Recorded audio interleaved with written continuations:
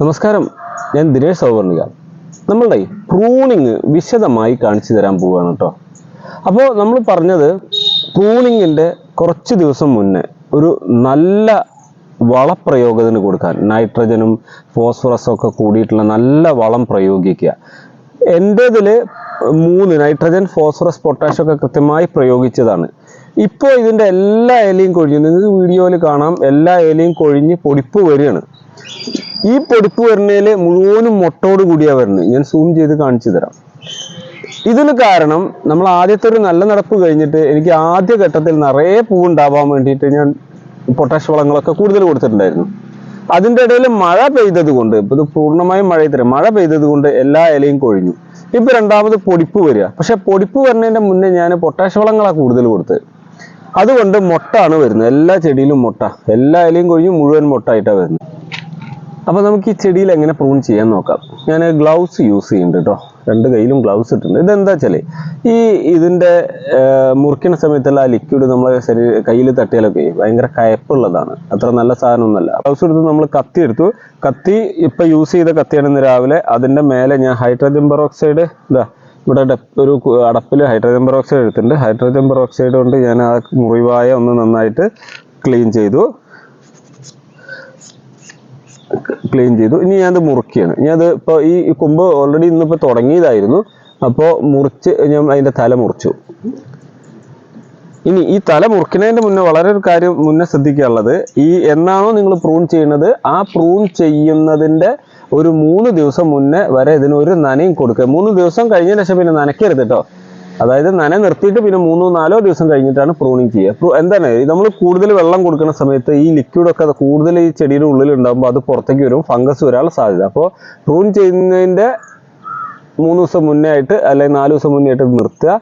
ഇതിൽ നിന്ന് വന്ന ലിക്വിഡ് ഒരു ടിഷ്യൂ പേപ്പർ ഉപയോഗിച്ച് തുടച്ച് കളയുക. ഇനി ഇതിൽ ചെയ്യാൻ പറ്റിയ മറ്റൊരു കാര്യം, ഇതൊന്നും കൈകൊണ്ട് ചെയ്യരുത്. ഈ സാഫൊക്കെ എത്ര നിങ്ങൾ സേഫ് ആണെന്ന് പറഞ്ഞാലും അത് സേഫ് അല്ല.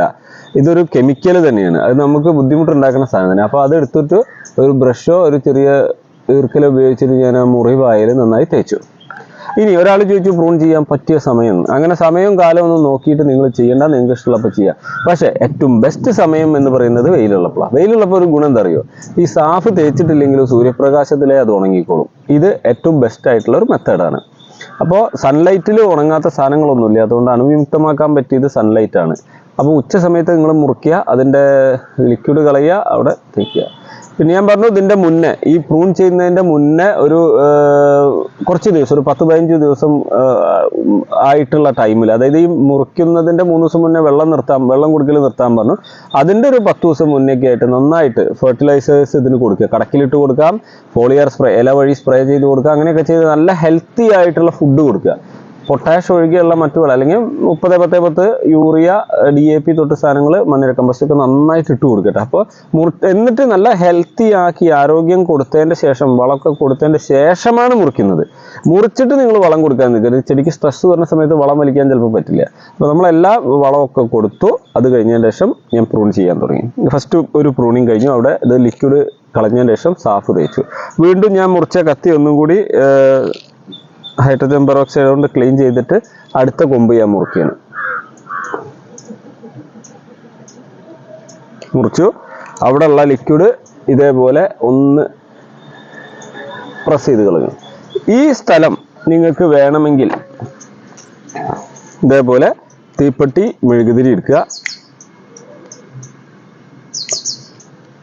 കത്തിച്ചു.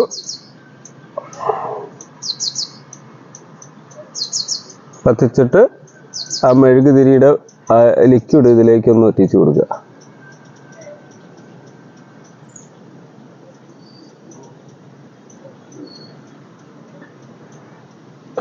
ഇത് രണ്ടാമത്തെ ഒരു മെത്തേഡാണ്. നനയാതിരിക്കാനും പൂപ്പൽ വരാതിരിക്കാൻ രണ്ടാമത്തെ മെത്തേഡ്. മൂന്നാമത് വീണ്ടും ഞാൻ കത്തിയെടുത്തിട്ട് ഓരോ കൊമ്പും ഡിഫറെൻറ്റ് മെത്തേഡ് കാണിക്കാം. നിങ്ങൾക്ക് സൗകര്യമുള്ള മെത്തേഡുകൾ നമുക്ക് ചെയ്യാം കേട്ടോ. മൂന്നാമത്തത് ഇപ്പോൾ കുറച്ച് ഹാർഡായിട്ട് ചെയ്യാൻ പോവുകയാണ്. ഈ കൊമ്പാണ് എടുക്കുന്നത്. ഈ കൊമ്പ് മുറിച്ചു. അത് കുറച്ച് ഹാർഡ് പ്രൂണിങ്, കട്ടിയുള്ള കൊമ്പാണ് മുറിച്ചിട്ടുള്ളത്. അവിടുത്തെ ലിക്വിഡ് ഞാൻ ഒന്ന് നന്നായിട്ട് തുടച്ചെടുത്തു. 1 മിനിറ്റ് കഴിഞ്ഞിട്ട് ചെയ്താലും മതി കേട്ടോ. ലിക്വിഡ് നന്നായി തുടച്ചെടുത്തു. നമ്മൾ പഴയ വീഡിയോകളിൽ പറഞ്ഞിട്ടുള്ള ബ്ലാക്ക് ആയിട്ടുള്ള നമ്മളെ ഗാർഡൻ കവറിൻ്റെ നഴ്സറി കവറിൻ്റെ ഒരു കഷ്ണം എടുത്തു, നന്നായി ക്ലീൻ ചെയ്തു. ക്ലീൻ ചെയ്തിട്ട് ആ മുറിവായൻ്റെ മേലെ ഇങ്ങനെ വെച്ചു. മുറിവായൻ്റെ മേലെ വെച്ചതിന് ശേഷം റബ്ബർ ബാൻഡ് ഉപയോഗിച്ചിട്ട് ഞാനിവിടെ അതിനെ ഒരു ടാപ്പ് കൊടുത്തു. ഇൻസുലേഷൻ ടാപ്പ് കൊടുക്കരുത്, ഒട്ടിക്കരുത്, കാരണം ഇൻസുലേഷൻ ടാപ്പിൻ്റെ ഉള്ളിൽ പശ ഉണ്ടായിരിക്കും. അപ്പോൾ ഇത് മൂന്നാമത്തെ ഒരു മെത്തേഡും പറഞ്ഞു. അപ്പോൾ ഒന്ന് സാഫ് ഉപയോഗിച്ചു, രണ്ടാമത്തെ മെഴുകുതിരി ഉപയോഗിച്ചു, മൂന്നാമത്തത് പ്ലാസ്റ്റിക് കവർ ഇട്ടു. നാലാമത്തത് നിങ്ങൾ നാച്ചുറൽ ആയിട്ടുള്ള മെത്തേഡ് തന്നെ സൂര്യപ്രകാശത്തിൽ നല്ല വെയിലത്താ ചെയ്യണമെന്ന് വെച്ചാൽ ഒന്നും പേടിക്കണ്ട. അപ്പോൾ ഈ കൊമ്പിൽ ഗ്രാഫ്റ്റ് അല്ല. അപ്പോൾ ഈ കൊമ്പ് ഞാൻ അങ്ങനെ മുറിച്ചെടുത്തു. അവിടെ നമ്മളുടെ ടിഷ്യൂ പേപ്പർ ഉപയോഗിച്ചിട്ട് അതിൻ്റെ ലിക്വിഡൊക്കെ നന്നായി തുടച്ച് കളഞ്ഞു. ഇതിപ്പോൾ നാലാമത്തെ ഒരു മെത്തേഡായി. ഇനി അഞ്ചാമത്തെ ഒരു മെത്തേഡ് അപ്പോൾ കാണിക്കാൻ ഞാൻ എൻ്റെ കയ്യിൽ മെറ്റീരിയൽ ഇല്ലാത്ത നമ്മളെ പെയിൻറ്, സാധാരണ കട്ടിയായിട്ട് പ്ലാസ്റ്റിക് പെയിൻറ്, ഈ ജനലിനൊക്കെ അടിക്കുന്ന പെയിൻറ് ഉണ്ടാവും, അല്ലെങ്കിൽ വേറെ ഏതെങ്കിലും കട്ടിയാവണ പെട്ടെന്നുള്ള ഫാബ്രിക് എന്തെങ്കിലും ഒരു പെയിൻറ് എടുത്തിട്ട് ഒരു കോട്ടിങ് ഇത് മുറിവായുടെ മേലെ, ഇപ്പോൾ ഇത് സൂര്യപ്രകാശത്തിൽ ഉണങ്ങാൻ വേണ്ടിയിട്ട് ഞാൻ ഇപ്പോൾ ഈ കൊമ്പ് മുറിക്കുക. ഈ കൊമ്പ് മുറിച്ചിട്ട് അതിൻ്റെ മേലെ ആ ലിക്വിഡ് കളഞ്ഞതിൻ്റെ ശേഷം ഇവിടെ ലേശം പെയിൻറ് തേച്ചാൽ മതി. ഒരു പെയിൻറ് ഒരു ബ്രഷിലെടുക്കുക, ലേശം തേച്ച് വയ്ക്കുക. പെയിൻറ്റൊക്കെ ഇതിനു വേണ്ടി മേടിച്ച് വയ്ക്കാൻ പറ്റില്ല. അപ്പോൾ നിങ്ങൾക്ക് ഈ മെത്തേഡ് ആദ്യം പറഞ്ഞു. സാഫ് ഉപയോഗിച്ച് ചെയ്തു, മെഴുകുതിരി ഉപയോഗിച്ച് അതിൻ്റെ ടോപ്പ് കോട്ട് ചെയ്തു, പ്ലാസ്റ്റിക് ബ്ലാക്ക് പേപ്പർ ഉപയോഗിച്ച് ചെയ്തു, സൂര്യപ്രകാശത്തിൽ ഉപയോഗിച്ച് ഉണക്കാനുള്ളത് ആൻഡ് പെയിൻറ്. ഈ 4-5 മെത്തേഡ് ഉണ്ട്. ഈ മെത്തേഡുകളെല്ലാം ചെയ്തു വരുമ്പോൾ തന്നെ നിങ്ങൾക്ക് ഇതെല്ലാം ഇനിയിപ്പോൾ ഇതിലെല്ലാം മുട്ട് വരുന്നത് ഏകദേശം ഒരേപോലുള്ള നിറഞ്ഞിട്ടുള്ള മുട്ടുകളായിരിക്കും. അപ്പോൾ ഇതാണ് നമ്മളുടെ പ്രൂണിങ് കേട്ടോ. എല്ലാ കൊമ്പും ഞാൻ ചെയ്യാണ്. ഞാൻ ഒന്നിച്ച് ചെയ്യണ കാരണം ഹൈഡ്രജൻ പെറോക്സൈഡ് എടുത്തിട്ടില്ല. എല്ലാ സാധനവും ഞാൻ മുട്ടക്കറക്കുള്ളത് മുറിച്ച് കളഞ്ഞു കേട്ടോ. എല്ലാ ഭാഗവും മുട്ടടക്കമുള്ള എല്ലാ മുകുളങ്ങളും മുറിച്ച് കളഞ്ഞ് പുതിയതാക്കി വെച്ചു. ഇതാണ് ഒരു പ്രൂണിങ്. അപ്പോൾ ഒന്നുകൂടി റിപ്പീറ്റ് നിങ്ങൾക്ക് പറഞ്ഞു തരികയാണ്. പ്രൂൺ ചെയ്യുന്നതിൻ്റെ മുന്നേ നനനിർത്തണം. പ്രൂൺ ചെയ്യുന്നതിന് മുന്നേ ഒരു 15 ദിവസം നന്നായിട്ട് വളം കൊടുക്കണം. അപ്പോൾ ഒരാൾ ചോദിച്ചു, എന്തിനാണ് ഈ പ്രൂൺ ചെയ്യുന്നതിൻ്റെ മുന്നേ ഇത്രയും വളം കൊടുക്കുന്നത്? പ്രൂൺ ചെയ്ത് പൊടിപ്പ് വരാൻ കൊടുത്താൽ പോരെയെന്ന്. അതല്ല വേണ്ടത്. നമുക്ക് ഈ ചെടിയിൽ സംഭരിക്കപ്പെട്ടിട്ടുള്ള ഊർജം പുറത്തു വരുന്നത് പുതിയ മുകുളങ്ങളായിട്ടാണ്. അപ്പോൾ നിങ്ങൾ ഇങ്ങനെ തല മുറിച്ച സമയത്ത് ചെടിക്ക് അനുഭവപ്പെടുന്ന ആ സ്ട്രെസ്സിൽ ചെടി വേരിന്ന് വെള്ളം ആഹാരം ചിലപ്പോൾ പെട്ടെന്ന് വലിച്ചെടുക്കാൻ പറ്റില്ല. പിന്നെ സൂര്യപ്രകാശത്തു നിന്ന് ഉള്ള ആഹാരം വലിച്ചെടുക്കുക, ഫോട്ടോസിന്തസിസും നടക്കില്ല. അപ്പോൾ നമ്മൾ ആദ്യം തന്നെ ഫെർട്ടിലൈസർ, ഫോളിയാർ സ്പ്രേ ആയിട്ട് ഇല വഴി ഇതിന് നന്നായിട്ട് പൂർണ്ണമായും കൊടുത്തിട്ടുണ്ടെങ്കിൽ ആ വളം ഇതിൻ്റെ കൊമ്പുകളിൽ ശേഖരിച്ചു വെക്കും. ആ കൊമ്പുകളിൽ ശേഖരിച്ച് വെച്ച് നമ്മൾ ആവശ്യമായ തോതിൽ നനയും കൊടുത്തു. കടക്കിൽ പിന്നെ വേപ്പ് മണ്ണാക്ക്, എല്ലുപൊടി, മണ്ണിര കമ്പോസ്റ്റ് അതൊക്കെ ഇട്ട് ചെറുതായിട്ടൊന്ന് ഇളക്കി കൊടുത്തു. ഇത്രയും ചെയ്തു വെച്ചിട്ടുള്ള ചെടിയാണ്. ആ സമയത്ത് നല്ല വെയിലുള്ള ഒരു സമയം നോക്കി നമ്മൾ മുറിക്കുകയാണ്.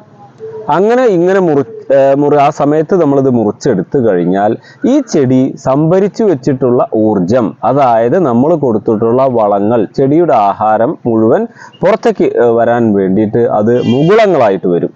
ഇനി ഒരു കാര്യം ശ്രദ്ധിക്കേണ്ടത്, ഇതിൻ്റെ ഈ ഇലമുകുളങ്ങൾ മുരടിച്ച് നിൽക്കുന്നുണ്ടെങ്കിൽ അത് ഉത്തേജിപ്പിക്കണം ആദ്യം. അപ്പോൾ അതിന് ഏറ്റവും ബെസ്റ്റ് നമ്മൾ മുറിക്കുന്നതിൻ്റെ മുന്നേ ഒരു യൂറിയ ഒന്ന് ലൈറ്റായിട്ട് സ്പ്രേ ഇതിൻ്റെ മേലെ കൊടുക്കാനോ അല്ലെങ്കിൽ ചോട്ടിൽ കൊടുക്കാനോ ശ്രമിച്ചാൽ മതി.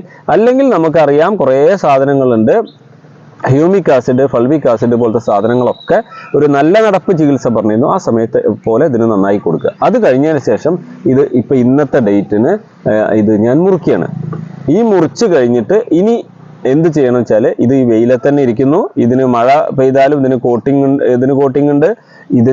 ഉണ്ട്, മെഴുകു കൊടുത്തതിനും കോട്ടിങ് ഉണ്ട്. മറ്റേതിനൊക്കെ ഞാൻ ഇപ്പോൾ പേപ്പർ വീണ്ടും വെച്ച് കൊടുക്കും. ഇത്രയും ചെയ്തിട്ട് ഇത് വെയിലത്താണ്. അപ്പോൾ പല സുഹൃത്തുക്കളും പറയുന്നുണ്ട് മുറിച്ചു കഴിഞ്ഞാൽ 2 ദിവസം തണലത്തേക്ക് വെക്കണം. നിങ്ങൾ ചെയ്യരുത്. മുറിച്ചു കഴിഞ്ഞാൽ ചെടിയുടെ ആഗ്രഹം എപ്പോഴും പുതിയ ഇലകൾ ഉൽപ്പാദിപ്പിക്കാനാണ്. പുതിയ ഇലകൾ ഉൽപ്പാദിപ്പിക്കാൻ സൂര്യപ്രകാശത്തിൻ്റെ സഹായം വേണം. അതുകൊണ്ട് മുറിച്ച ചെടി നിങ്ങൾ പൂർണ്ണമായും വെയിലത്ത് വയ്ക്കുക. ചെടിക്ക് യാതൊരു കോട്ടവും സംഭവിക്കില്ല. ഇങ്ങനെ വെച്ച് എടുത്തു കഴിഞ്ഞെന്ന് വെച്ചാൽ ഇതിന് വളരെ പെട്ടെന്ന് ഒരു 5 ദിവസം 6 ദിവസം ആകുമ്പോൾ തന്നെ ഇതിൻ്റെ ഉള്ളിൽ നിന്ന് ഇങ്ങനെ റെഡ് കളറിൽ പൊടിപ്പുകൾ ഇങ്ങനെ തുടങ്ങും. ഏറിയാൽ 10 ദിവസം കഴിയുമ്പോഴേക്കും ആ പൊടിപ്പ് വരും. ഈ ബ്ലാക്ക് ഇട്ടതിൻ്റെ ഉള്ളിൽ ഞാൻ പറഞ്ഞു കുറേ മുകുളങ്ങൾ ഉണ്ടാവാൻ വേണ്ടിയിട്ടാണ്, വേഗത്തിൽ ഇതാവാൻ വേണ്ടി ചെയ്യുന്ന ഒരു പരിപാടിയാണ്. അപ്പോൾ അങ്ങനെ ഈ മുകുളങ്ങൾ ഈ ഉണങ്ങി പിന്നെ സ്റ്റാർട്ട് ചെയ്യും. ചിലപ്പോൾ ഈ മുറിച്ച ഭാഗം ഒന്ന് ദ്രവിക്കും, സൈഡിൽ നിന്ന് പൊടിപ്പ് വരും. ഇതാണ് ഒരു നല്ല പ്രൂണിങ് മെത്തേഡായിട്ട് ഞാൻ അനുവർത്തിച്ചു വരുന്നത്. അപ്പോൾ എൻ്റെ രീതി ഞാൻ പറഞ്ഞു, നമ്മൾ നവംബറിൽ പൂവിടാൻ, ഇപ്പം എൻ്റെ കുറേ ചെടികൾ നവംബറിൽ പൂവുണ്ടായിരുന്നു. അതിന് ഞാൻ അതിൻ്റെ 1.5 മാസം മുന്നേ പ്രിപ്പയർ ചെയ്ത് തുടങ്ങി.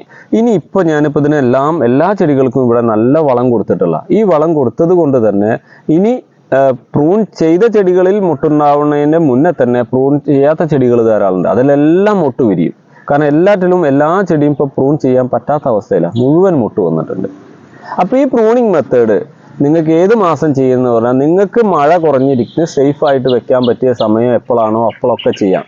ബെസ്റ്റ് സമയം എന്ന് പറഞ്ഞാൽ ഇപ്പോഴത്തെ ഈ കാലാവസ്ഥയിൽ ബെസ്റ്റ് സമയം തന്നെ നവംബർ ഫസ്റ്റ് വീക്ക് തൊട്ടിട്ട് നമുക്ക് ചെയ്യാം. അതായത് നമ്മൾ മുന്നേ പ്രിപ്പയർ ചെയ്തൊക്കെ റെഡി ആണെങ്കിൽ നവംബറിൽ ചെയ്യാം.